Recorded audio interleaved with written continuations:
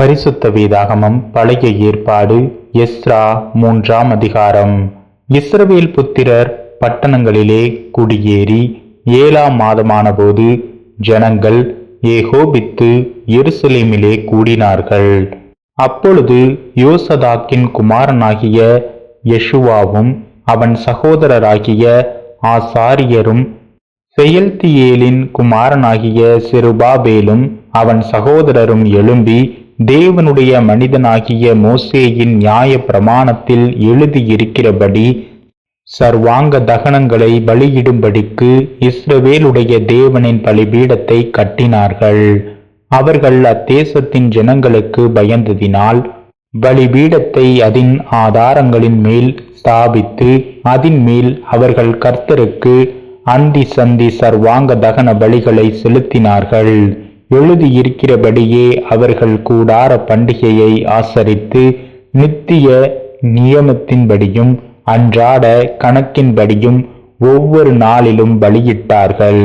அதற்கு பின்பு நித்தமும் மாத பிறப்புகளிலும் கர்த்தருடைய சகல பரிசுத்த பண்டிகைகளிலும் செலுத்தும் சர்வாங்க தகன பலியையும் கர்த்தருக்கு அவரவர் செலுத்தும் உற்சாக பலியையும் செலுத்தினார்கள்.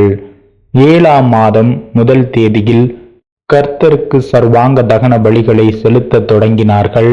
ஆனாலும் கர்த்தருடைய ஆலயத்தின் அஸ்திபாரம் இன்னும் போடப்படவில்லை.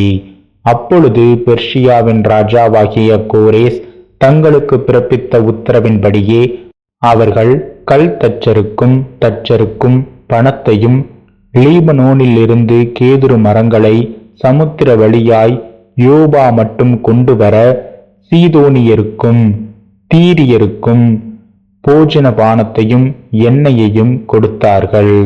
அவர்கள் எருசலேமில் உள்ள தேவனுடைய ஆலயத்திற்கு வந்த 2ஆம் வருஷம் 2ஆம் மாதத்திலே செயல்தியேலின் குமாரனாகிய செருபாபேலும் யோசதாக்கின் குமாரனாகிய யெஷுவாவும் மற்றுமுள்ள அவர்கள் சகோதரராகிய ஆசாரியரும் லேவியரும் சிறையிருப்பிலிருந்து எருசலேமுக்கு வந்த அனைவரும் ஆரம்பம் செய்து 20 வயது முதல் அதற்கு மேற்பட்ட லேவியரை கர்த்தருடைய ஆலயத்தின் வேலையை நடத்தும்படிக்கு வைத்தார்கள்.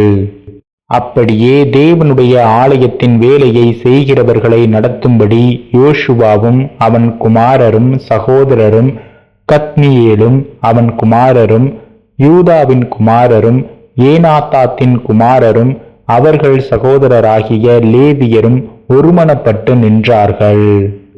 சிற்ப ஆசாரிகள் கர்த்தருடைய ஆலயத்திற்கு அஸ்திபாரம் போடுகிற போது இஸ்ரவேல் ராஜாவாகிய தாவீதினுடைய கட்டளையின்படியே கர்த்தரை துதிக்கும்படிக்கு வஸ்திரங்கள் தரிக்கப்பட்டு பூரிகைகளை ஊதுகிற ஆசாரியரையும் தாளங்களை கொட்டுகிற ஆசாப்பின் குமாரராகிய லேவியரையும் நிறுத்தினார்கள்.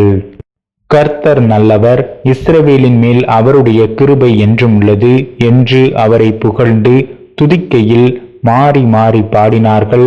கர்த்தரை துதிக்கையில் ஜனங்கள் எல்லாரும் கர்த்தருடைய ஆலயத்தின் அஸ்திபாரம் போடப்படுகிறது நிமித்தம் மகா கம்பீரமாய் ஆரவாரித்தார்கள். முந்தின ஆலயத்தை கண்டிருந்த முதிர் வயதான ஆசாரியரிலும் லேவியரிலும் பிதாக்கள் வம்சங்களின் தலைவரிலும் அநேகர் இந்த ஆலயத்துக்கு தங்கள் கண்களுக்கு முன்பாக அஸ்திபாரம் போடப்படுகிறதை கண்டபோது மகா சத்தமிட்டு அழுதார்கள். வேறே அநேகம் பேரோ கம்பீர சந்தோஷமாய் ஆர்ப்பரித்தார்கள். ஜனங்கள் மகா கம்பீரமாய் ஆர்ப்பரிக்கிறதினால் அவர்கள் சத்தம் வெகு தூரம் கேட்கப்பட்டது.